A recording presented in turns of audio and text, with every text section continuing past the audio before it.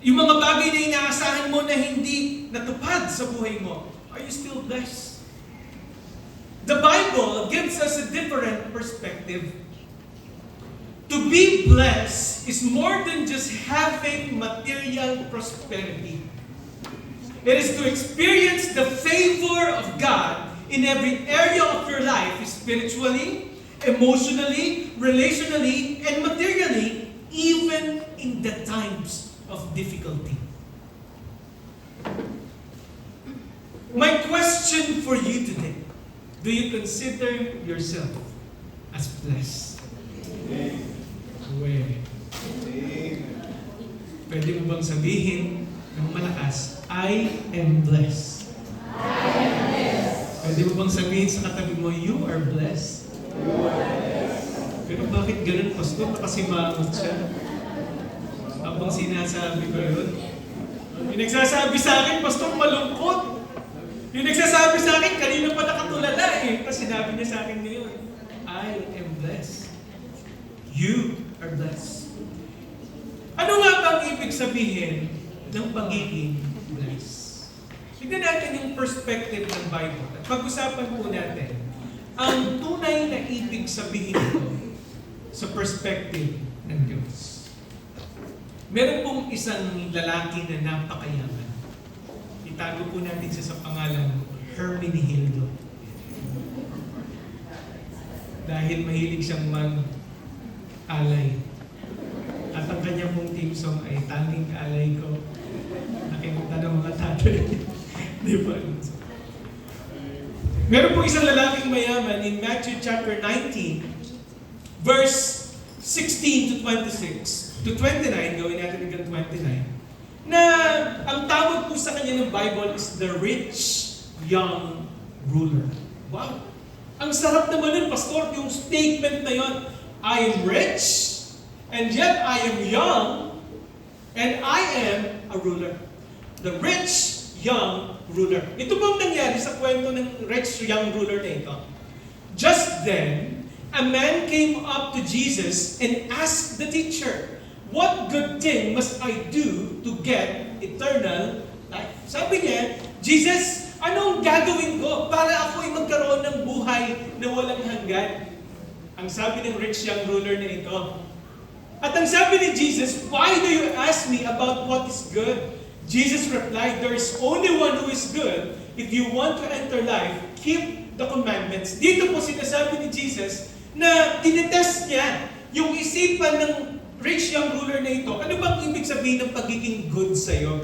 Bakit mo ako tinawag na good? Di ba ang good lang ay ang Diyos? And we know, dito na-reveal ni Jesus that He is God. He is testing this young ruler kung anong tingin niya talaga sa Panginoon. Tapos ang sabi ng rich young ruler na ito, which one? He inquired. Ano ba yung utos na dapat ko pang gawin? You shall not murder.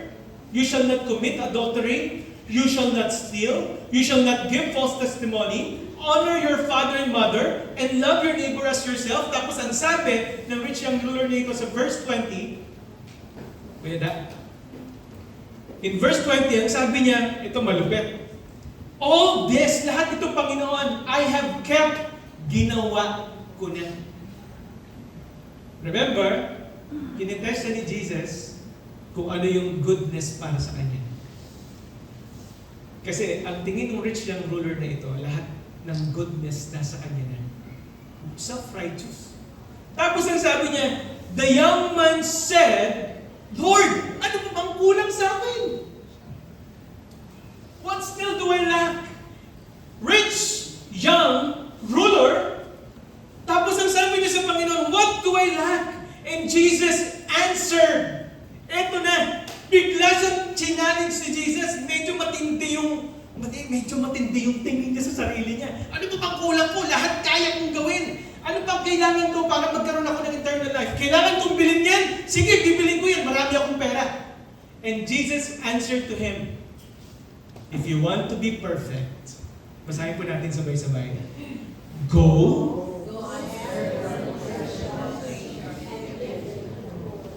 Hala.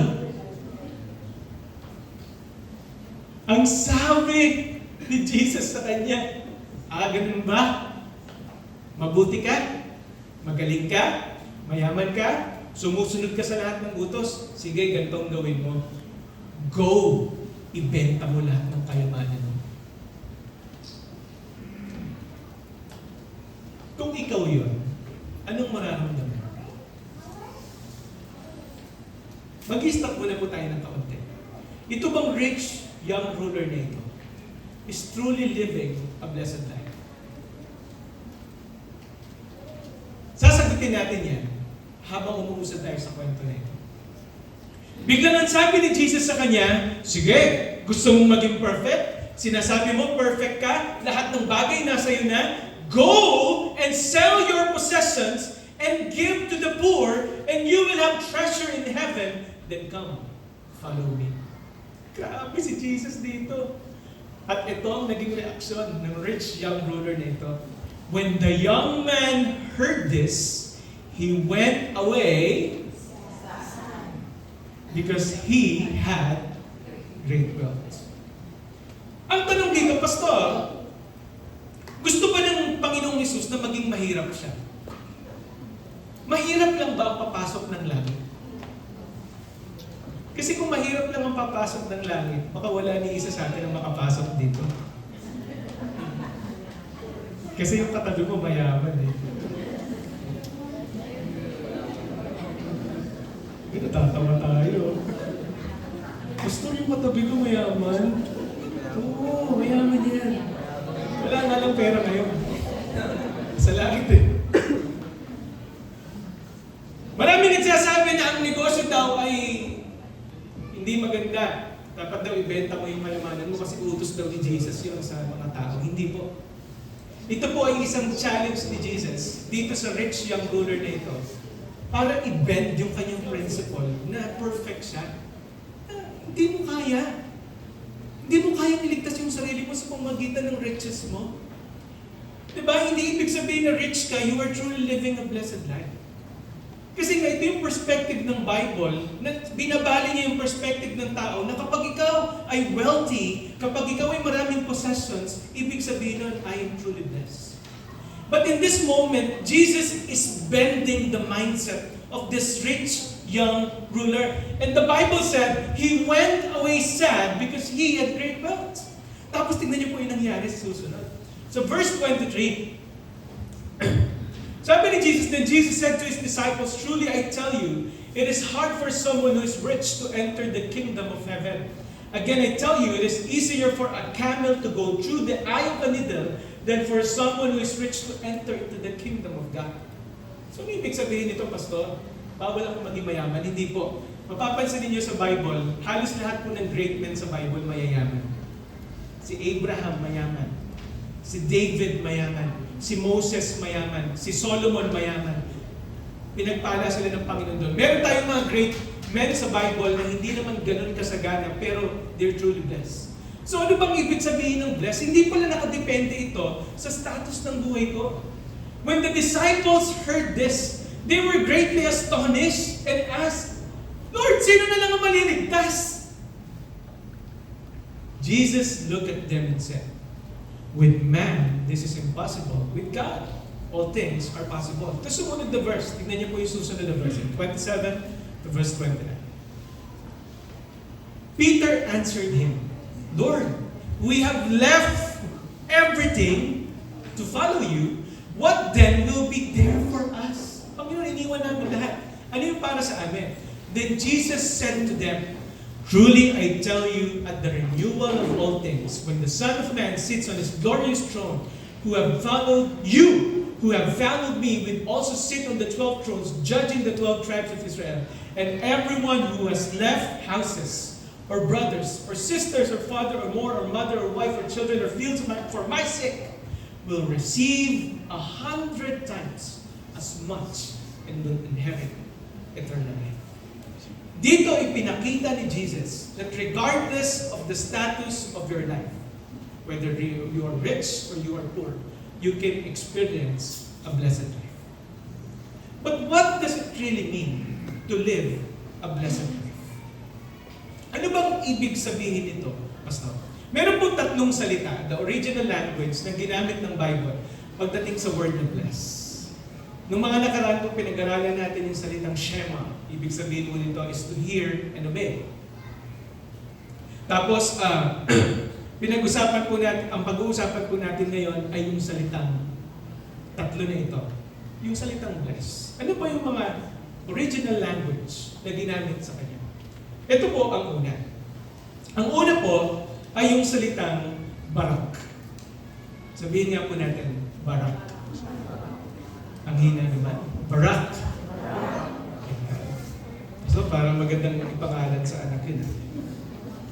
Ang ibig sabihin po ng barak or barak, it means God's favor for them. Ito po ay isang Hebrew word na ginamit po sa Old Testament, na ginamit ng Diyos ng paulit-ulit, lalo na sa mga great men of the Bible, si Abraham. In Genesis 12:2, ang sabi ni God kay Abraham, I will bless you.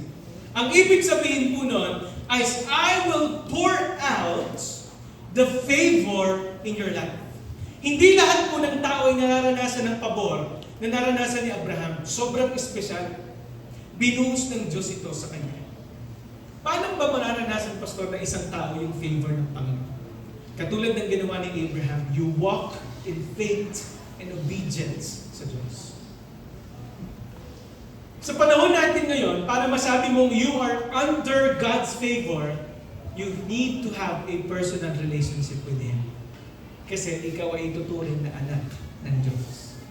Barak. Yung pangalawa pong ibig sabihin ng salitang bless, or the second word na ginamit po sa Bible ay tinatawag nating Esher. Pag sinabi po nating Esher, ito po ay Hebrew word sa Old Testament which means happiness from walking in God's ways. Ito po yung sinasabi sa Psalm chapter 1 at sa Psalm chapter 34 verse 8. Oh, taste and see that the Lord is good. Blessed is the man who trusted in Him. Yung pangalawang salita na ginamit sa blessed is Esher. Na kapag ikaw daw ay nagtiwala at ikaw ay lumakad sa kalooban ng Panginoon, you will experience happiness. Esher. Yan po ang pangalawang ibig sabihin ng bless. The third word na ginamit po sa salitang bless sa Bible ay tinatawag nating Makarios. Ito po yung gustong-gusto ko sa lahat ng word na ginamit sa bless. Makarios. Ito naman po ay ginamit sa New Testament. It is a Greek word na ang ibig sabihin po is deep spiritual joy independent of circumstances. Deep spiritual joy independent of circumstances. Meron pong isang verse sa Bible na perfect para dyan. Yung Matthew chapter 5 verse 4. Ang sabi doon, blessed are those who mourn. Pinagpala daw yung mga nagluluksa, yung mga umiiyak, yung mga nalulungkot, for they shall be comforted. Sino po sa atin ang malungkot ngayong araw na ito? Broken ka ba? Malungkot ka ba? Ang sabi ng Bible, you will experience comfort. So regardless of your situation, regardless of the status of your life, you can experience a blessed life kasi ang tunay po na ibig sabihin ng buhay na pinagpala, kung pagsasama-samahin natin ang tatlong salita nito at ang kanilang ibig sabihin, ang ibig sabihin po ng living a blessed life ay ang mabuhay sa ilalim ng kanyang pabor habang lumalakad sa kanyang kalooban ng may kagalakan anuman ang sitwasyon. Nandiyan sa next slide ko ito. Ang mabuhay sa ilalim ng kanyang pabor habang lumalakad sa kanyang kalooban ng may kagalakan anuman ang sitwasyon. Ito po ang ibig sabihin ng blessed life. It is not about having more, but about living under God's purpose and favor. Ang mabuhay sa ilalim ng pabor ng Diyos, yung maging anak ka ng Panginoon, yung may relasyon ka sa Panginoon, you are living under His favor, na hindi ka lang basta anak ng Panginoon, kundi lumalakad ka in faith and obedience, at habang ginagawa mo yung kalooban ng Diyos, may joy sa puso mo. Ang tawag dito, blessed life.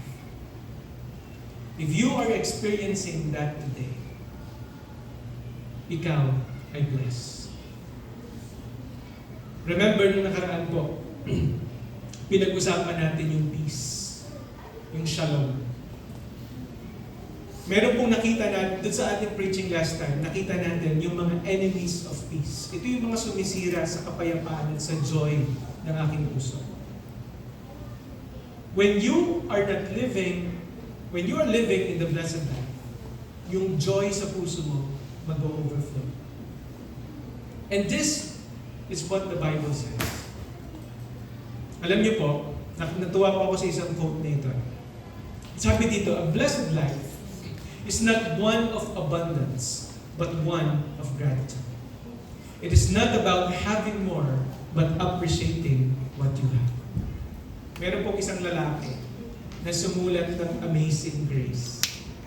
Ang pangalan niya po ay si John Newton.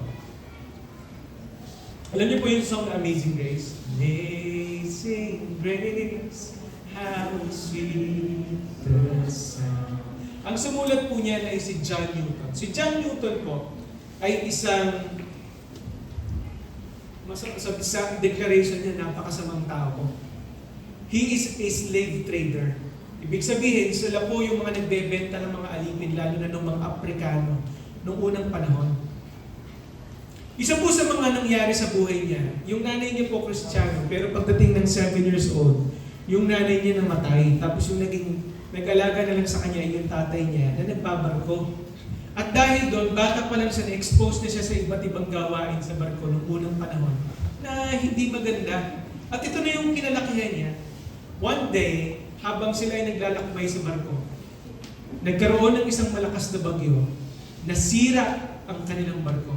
Inanod si John Newton at napunta siya sa isang isla. Naligtas si John Newton sa kabila ng bagyong ito. Noong oras na yon, bago lumabog ang barko, ang sabi ng testimony ni John Newton, he was praying to the Lord, at ang sabi niya, Panginoon, kung ililigtas mo ako, maglilingkod ako sa iyo.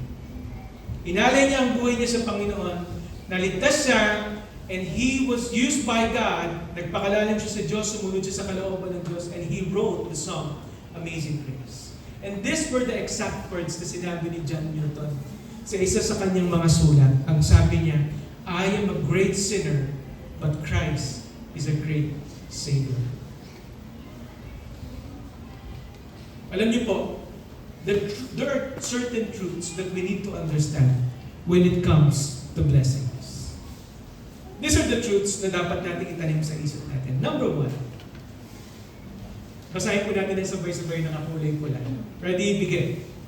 Blessings begins with God.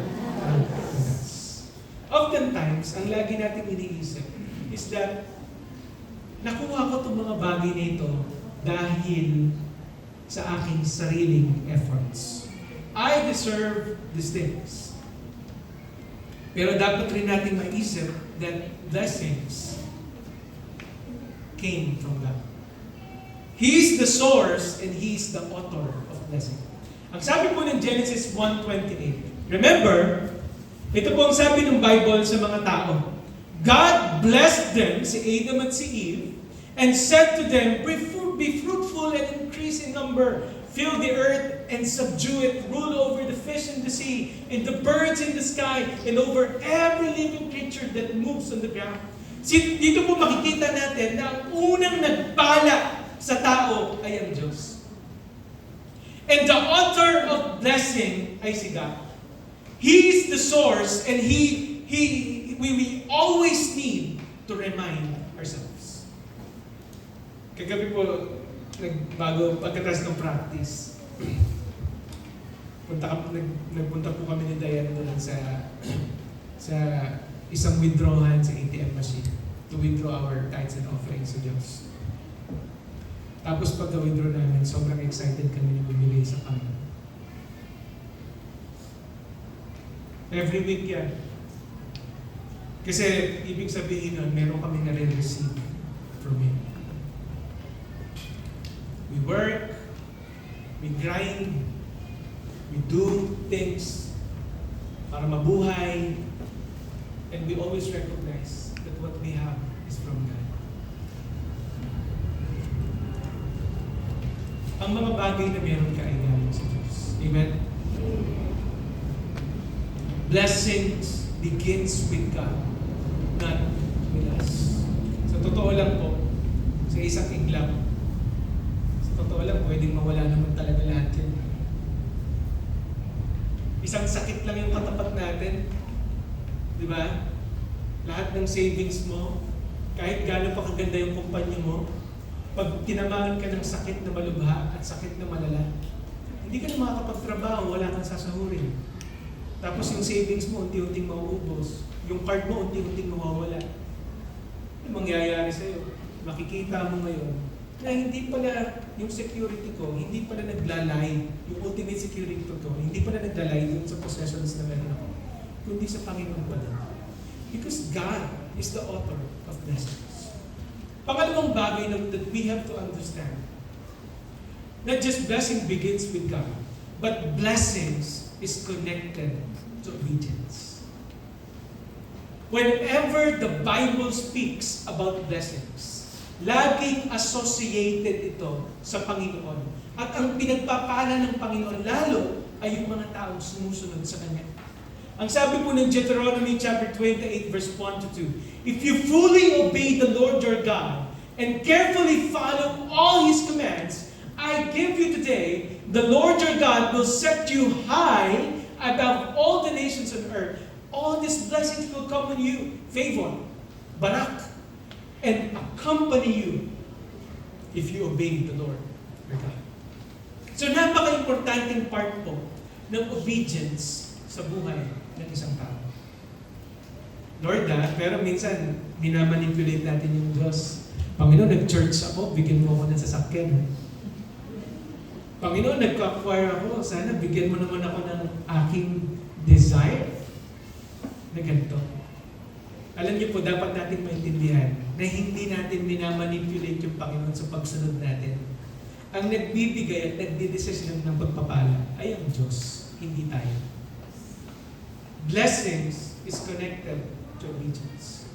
Pangatlong truth that we have to understand when it comes to blessings is that blessings are often spiritual, not just material.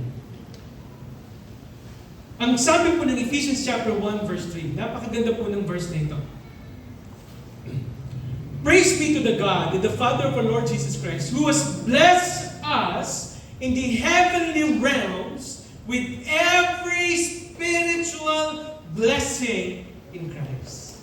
So dito makikita natin na meron palang iba't ibang klase ng blessing. There are physical blessings, but there are also spiritual blessings. And most of the blessings that we have is not just material, but spiritual. Lalo na sa ating mga Kristiyano, material possessions are often come if we are good and faithful servants. Kapagkakatiwalaan tayo ng Diyos. But our greatest blessings may not be the things that we see, but what we have in Christ. Ako ay ligtas, blessing yun. Amen? Ako ay anak ng Diyos, blessing yun. Ako ay pinatawad ng Panginoon, blessing yun. Ako ay nakakaranas ng mga bagay na ganito. Ako ay may pamilya, blessing yun. Ako ay nakaka-relate sa mga tao. Ako ay natututong magmahal, nakakapagpatawad, blessing yun. Our greatest blessings may not be what we can see, but what we have in Christ. And blessings, ito po ang pang-apat na katotohanan when it comes to blessings. Blessings can come through trials. Sabi in James chapter 1 verse 12, blessed is the man who perseveres under trial, because having stood the test, that person will receive the crown of life that the Lord has promised to those who love Him. So dito po makikita natin na maging pala yung pagsubok na pinagdadaanan ko, blessings can come mula dyan. Si Elijah, napag-usapan natin nakaraan, dumaan sa matinding depression ng buhay niya. Ayaw niya nang maglingkod sa Panginoon at gusto niya na lang mamatay. Pero anong ginawa ng Panginoon sa kanya? Pinakain siya ng tinapay, pinakain, pinainom siya ng tubig, pinag-journey siya, magpatuloy ka lang, mahaba pa yung lalakarin. At ano nangyari kay Elijah? In that great trial of his life, siya ay dumating sa pagkakataon ng buhay niya na lumapit siya muli sa Panginoon. Natagpuan niya ang kalooban ng Diyos. And God multiplied His blessing to him. Hindi niya na-experience ang death at nagkaroon siya ng isang disciple, si Elisha. And the Bible said, yung anong ginawa ni Elijah, dinoble lahat ni Elisha. Moses dumaan sa matinding trials, but God used him. At ang ginawa ng Diyos ay pinagpala siya lalo. Si Joseph, dumaan siya sa matitinding pagsubok ng buhay niya. Nakulong siya, binenta siya, ang dami nangyari sa buhay niya, pinagkanulo siya. Pero dahil sa mga bagay na yun, mas naging matatag siya. And God put him sa pinakamataas na posisyon sa Ehipto. Si David, dumaan sa iba't ibang pagsubok ng buhay niya na dumating pa sa pagkakataon na naging palaboy-laboy siya. Pero sabi ng salita ng Panginoon, bumalik siya sa Diyos, and the Lord said, he became a king, and the Bible said he was the greatest king of Israel. You see, blessings can come through trials. Hindi ibig sabihin na ikaw ay dumadaan sa pagsubok, you are not blessed. Because a blessed life is more than just having the things that we want, but having joy while serving God, living under His favor. Pero ang ultimate question natin ngayon, Pastor, how can I experience a blessed life? Kristiyano ako, naglilingkod ako sa Panginoon, nagbi-ministry ako, nag-church ako, but I don't feel like I am blessed. Parang laging, alam mo yun, puno ng pagabot yung puso ko. How do I live a blessed life? Yung pong tanong na yan ay sinagot ni David in Psalm chapter 1. Ito po ang sabi ng salita ng Panginoon sa Psalm chapter 1. Isa-isahin natin kung papaano ba, Pastor, ako mabubuhay sa Panginoon. Sabi ko dito, walk in God's ways, not of the world. Sabi po ng verse 1 in Psalm chapter 1, blessed is the one who does not walk in the step with the wicked. Yung blessed po dyan is Asher. Or stand in the way that sinners take, or sit in the company of mockers. Meron pong tatlong action words na makikita tayo dito. Number 1 ay yung word na walk. Pangalawa ay stand. Yung pangatlo ay sit. Ano pong ibig sabihin ng Pastor? Ang ibig sabihin po niyan ay hindi, Pastor, ibig sabihin ba yan, hindi ako pwede makisama? Hindi po. Ang ibig sabihin niyan ay huwag kang makiayon sa sistema ng mundo, kundi iayon mo ang pag-iisip mo sa sistema ng Diyos. Change your mindset from worldly mindset to a godly mindset.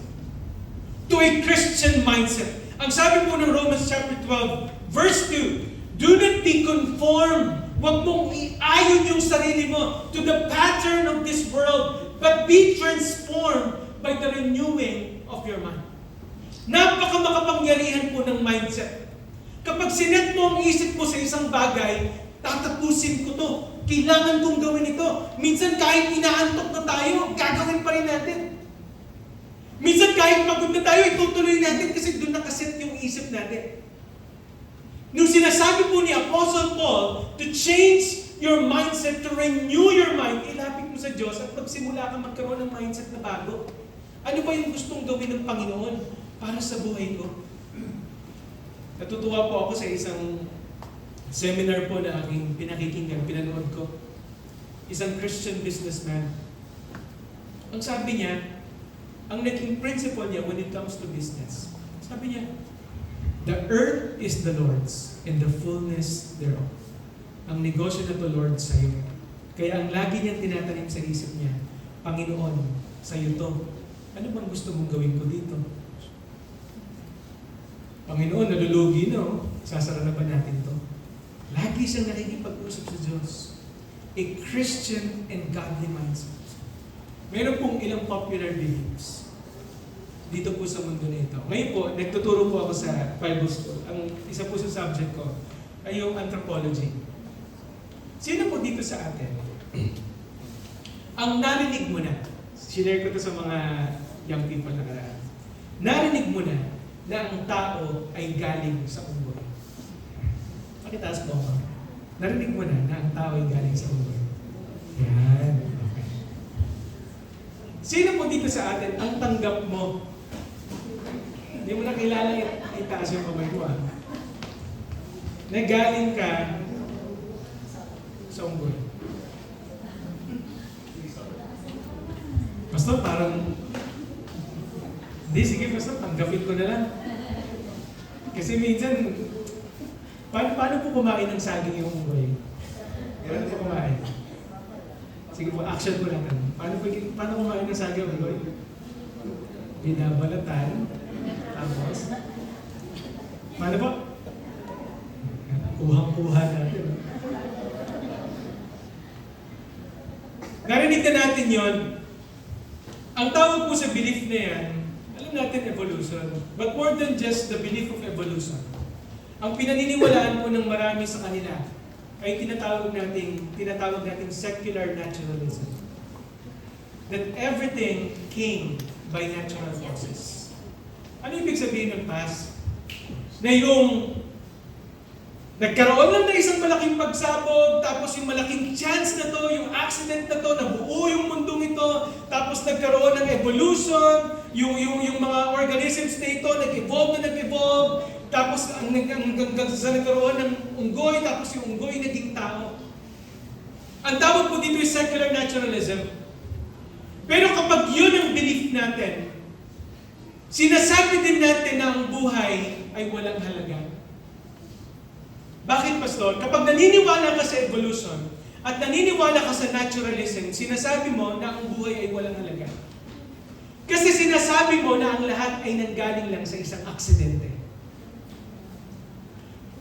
Maraming tao sa mundong ito, they believe that everything is just by chance and accident is the cause of it all. Meron ding isang belief na tinatawag nating communism. O tinatawag natin komunista. Yan. Alam niyo po yung mga komunista. Ang communism po, marami pong bansa ang under sa communist government. Ano ibig sabihin ng communist government? Ang ibig sabihin po, ang pinaka-ideology ng communism is there is no private ownership. Lahat tayo pantay-pantay. Wala kang sariling pag-aari. So ang nangyayari ngayon, lahat ng kayamanan isusurrender sa government, tapos dun sa kanilang mga pinaka-leaders, tapos yung leaders nila i-distribute sa lahat. Ibig sabihin kahit tamad ka o kahit hindi ka magtrabaho, pantay-pantay lang yung makukuha nila. Ang problema po sa belief na yan, hinahadlangan nila na lumapit ang tao sa Diyos. Bakit, Pastor? Kapag under ka ng communist country, ang paniniwala nila, kapag naniwala ka sa Diyos at nagbasa ka ng Biblia, masisira yung ating pagkapantay-pantay. Kaya bawal ang Diyos at ang Biblia. Meron din isang belief na tinatawag na postmodernism. Ano ibig sabihin ng Pastor? Yung katotohanan para sa'yo, yan yung totoo para sa'yo. Yung katotohanan para sa akin, ito yung katotohanan para sa akin. Walang absolute truth. Ibig sabihin, kung totoo, kung tama para sa akin, ang gumawa ng krimen, okay lang. Kung tama para sa akin ang magnakaw, okay lang kasi yan yung katotohanan para sa iyo. Ito pong mga beliefs nito are very popular dito po sa buong mundo. At ang sabi ng salita ng Panginoon, huwag mong hayaan na ang sarili mo ay ma-shape ng mundong ito ang iyong mindset. Huwag mong hayaan na umikot yung pag-iisip mo sa mga bagay na ito na tsuri, sa mga bagay na sinasabi, sa mga bagay na opinion na sinasabi ng mundo. But the Bible says, depend on God's Word because it is the absolute truth. Live by God's purpose and design. Christian mindset tayo. Kung gusto mo daw, nang sabi ng salita ng Panginoon, to walk in God's ways, not of the world, ang sabi ng Bible, refuse to be conformed to the pattern. but be transformed by the renewing of your mind. And you will be able to test and approve what God's will is. Makikita mo ang kalooban ng Diyos is good, pleasing, and perfect. So, ang unang paraan in order for you to live a blessed life is to walk in God's ways, not of glory. Ang pangalawang paraan, sabi po ng Psalm chapter 1, in order for you to live a blessed life, delight and meditate God's word. Hindi ko na po kayo papataasin ng kamay, pero ilan sa atin, ang linggo na ito, every day and every night nakakapag-devotion ka.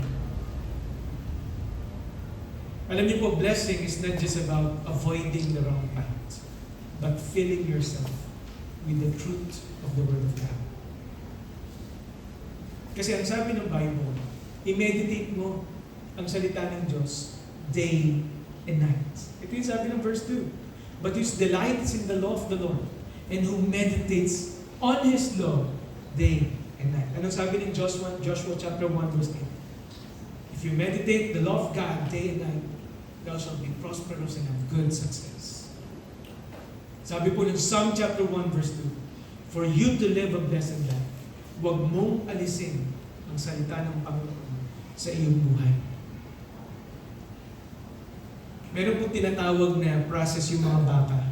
Lagi natin ito yung example dito, yung tinatawag nating rumination. Ano yung rumination, Pastor?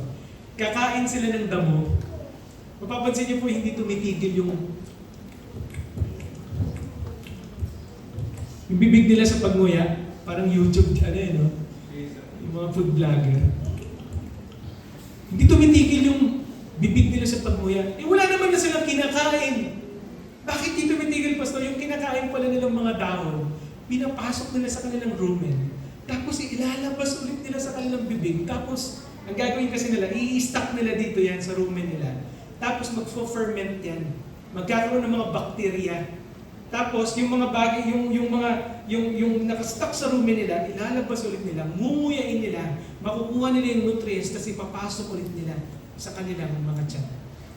Dito makikita natin na nung sinabi ng Bible na i-meditate mo yung salita ng Diyos, you are like a cow or sheep na nagkakaroon ng rumination, yung mamutawi sa iyong labi, yung salita ng Panginoon.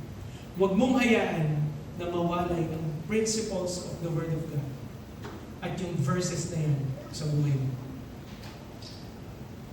Honor your father and your mother, for this is the commandment with a promise. Obey your parents in the Lord, for this is right. Ano ba sabi ng Bible? For we live by faith and not by sight.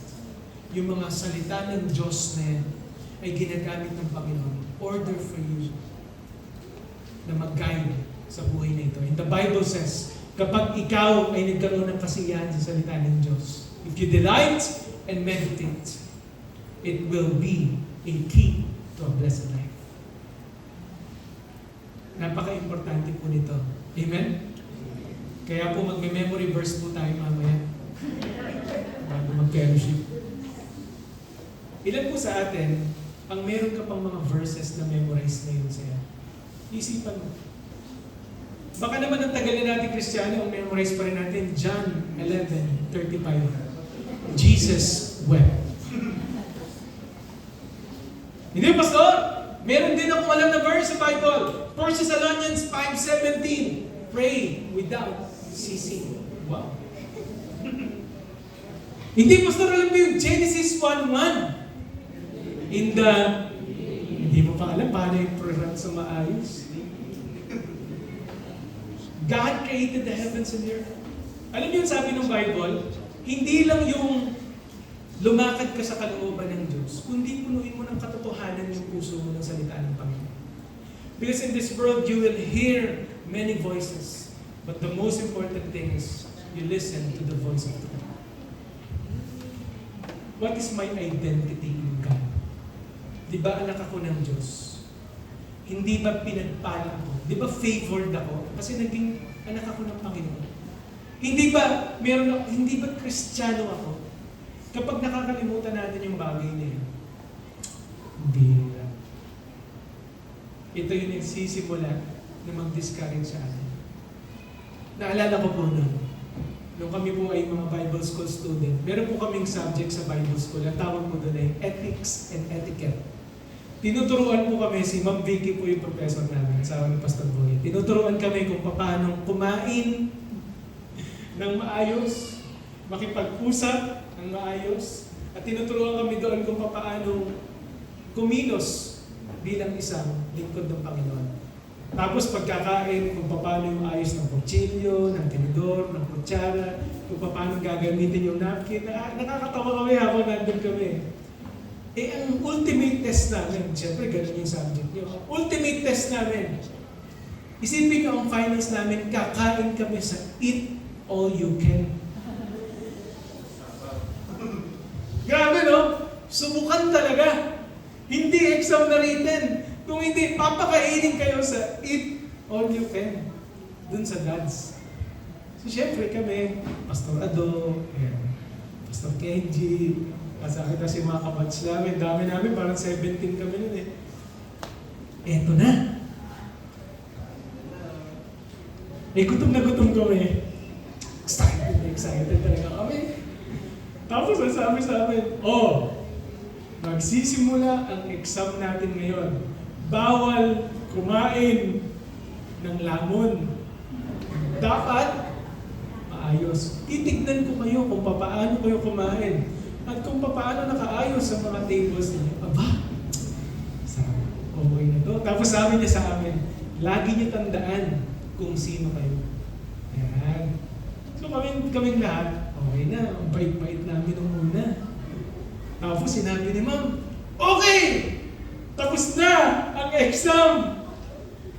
Yes! Yes! Lahat kami, kanya-kanya mula saan gumawa kami ng mga pagkain. Talagang kain kami ng kain. Busog na kami. May natira. Yan. Siyempre, bawal magbalot. Parang bawal ang baptist din eh.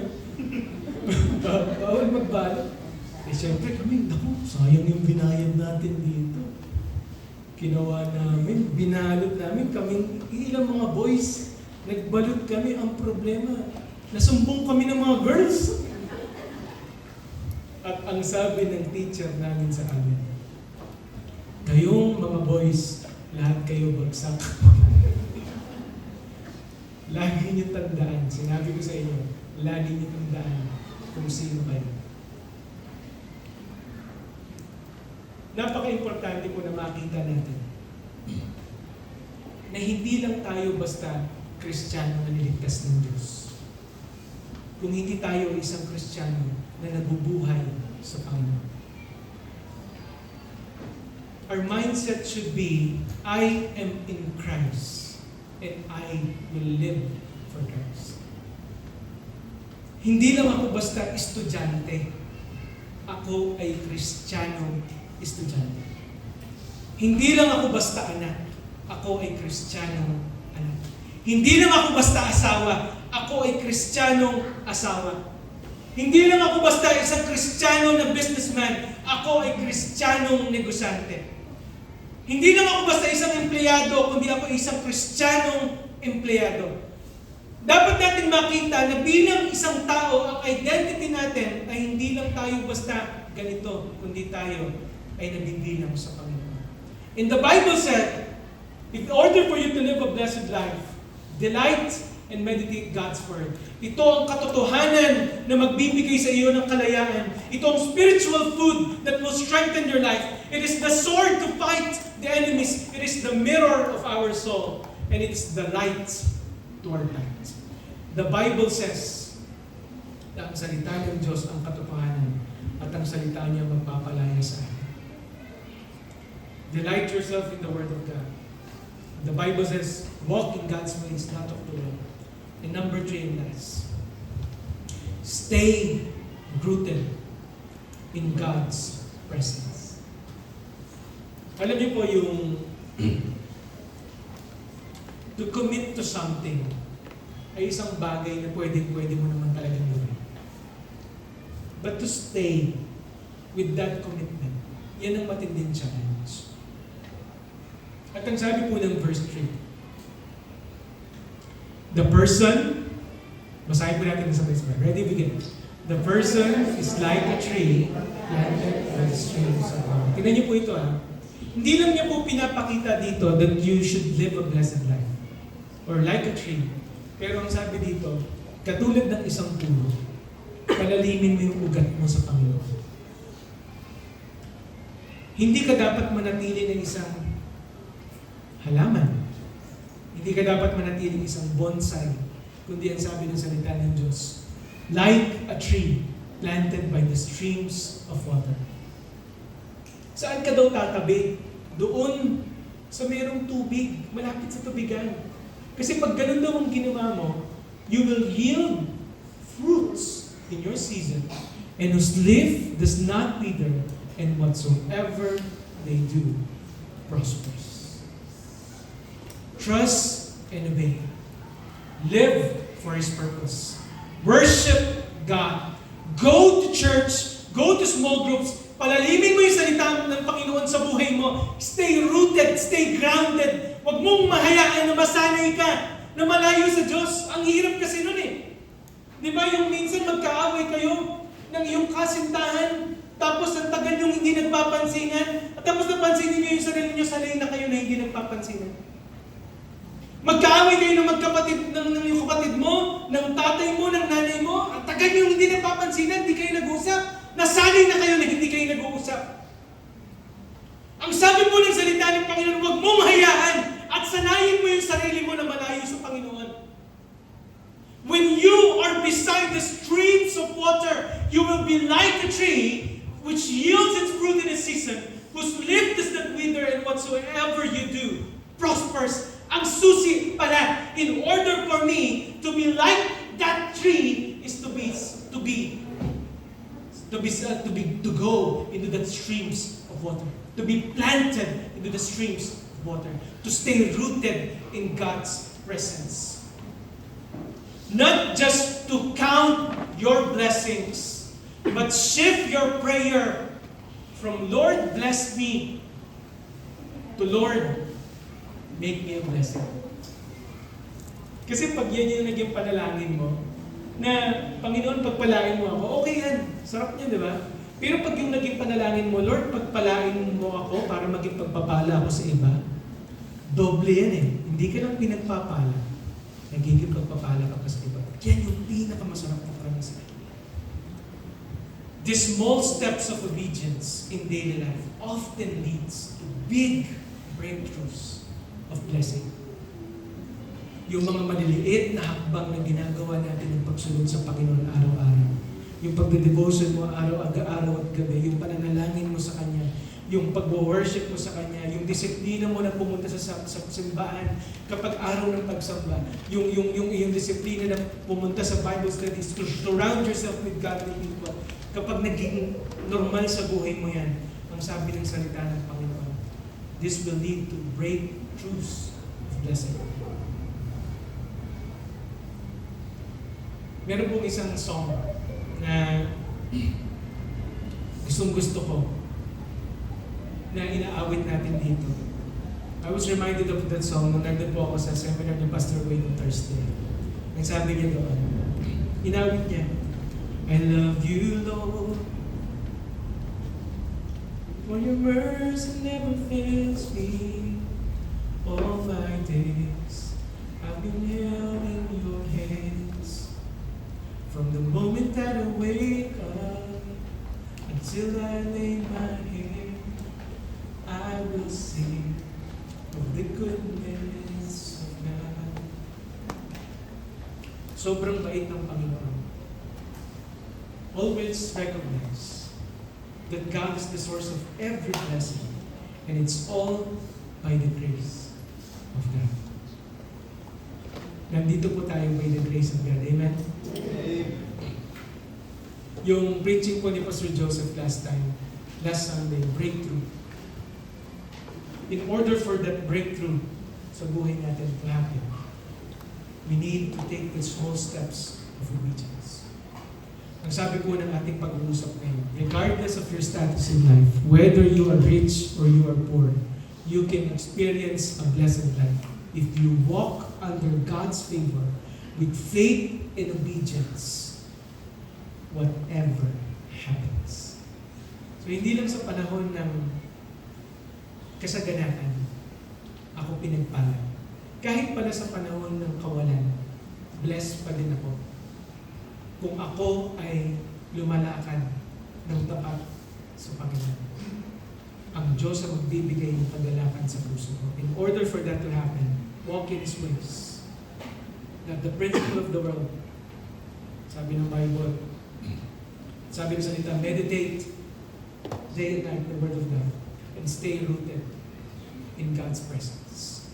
Manatili ka sa Panginoon. Anong mga bagay na ngayon ay sumusubok sa iyong buhay? Do you consider yourself as blessed? Kung ngayon nandito ka sa punto ng buhay mo, Pastor, parang bigat-bigat ng karanasan ko, but I want to experience that blessed life and start to meditate on His promises sa buhay mo. Tumayo po tayo na.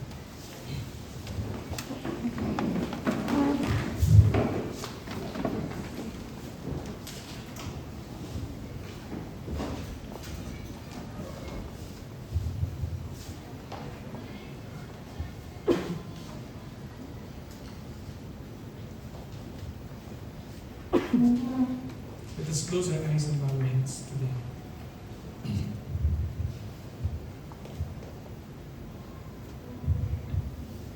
Hindi ko po alam kung anong sitwasyon ng buhay mo ngayon. Ang ganda na isang sinabi ng isang kanta, sabi ng isang song, give thanks with a grateful heart. Give thanks to the Holy One. Give thanks because He's given Jesus Christ to us. Let the weak say, I am strong. Let the poor say, I am rich. Mga kapatid, regardless of your situation, regardless of your status in life, you can live a blessed life. And you can experience it. You can experience His favor. You can experience that happiness that comes from Him. To walking in His ways. You can experience the joy, whatever situation of your life.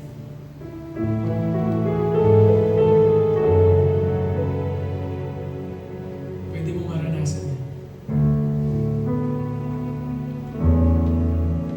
Pero ang hamon ng salita ng Panginoon, anak, magsimula kang magtiwala, lumakad. Talaga, ang totoo sa aking kalooban. Pagbulay-bulayan mo ang aking salita, panghawakan mo, gawin mo sa iyong buhay. Mabuhay ka sa aking kalooban. If the Lord is speaking to you today, hindi ko po alam kung ano yung iyong nararanasan, pero ang sabi ng salita ng Panginoon, stay rooted in God's presence. Lumapit ka sa Panginoon ngayong umagang ito at sabihin mo sa Kanya, kung ikaw ay pinagpala, pasalamat ka. Kung ikaw ay may pagsubok, pasalamat ka pa rin. Tilapit mo sa Panginoon ang sitwasyon mo ngayon. The Lord is speaking to you today. Come to the altar at sama-sama mo tayo manalangin sa Diyos. Come. Lord, salamat. Panginoon, ito po yung nangyayari sa buhay ko. Lord, I want to experience this blessed life, this happiness, this joy that comes from you, independent of circumstances, the makarios, Panginoon, the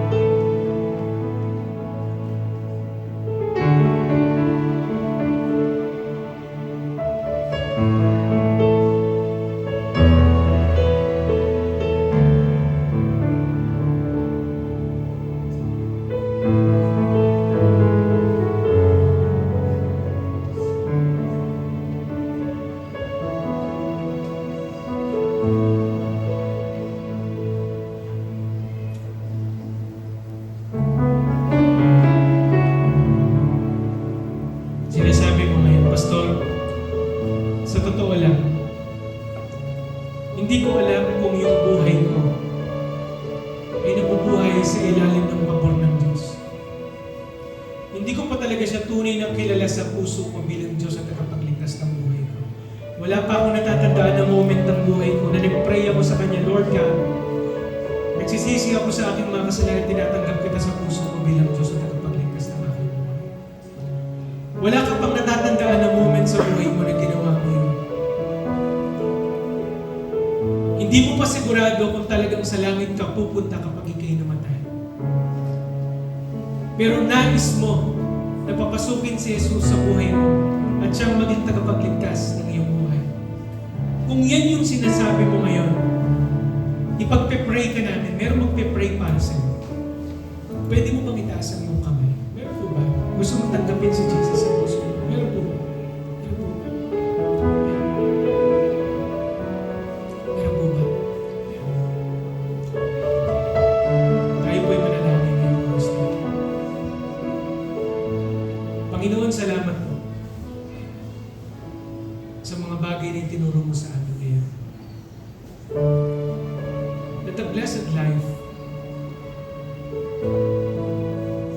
a truly blessed life, is living under your favor, walking in faith and obedience, with joy in our hearts, regardless of the situation. Lord, fill us with the joy that comes from your Spirit. Help us to be free from things, Panginoon, na nagkukulong ng kapayapaan, na naghahadlang sa kagalakan sa mga puso namin, Panginoon. Tulungan mo kami, Panginoon, to walk in faith and obedience sa iyo, Panginoon. Bilang mga anak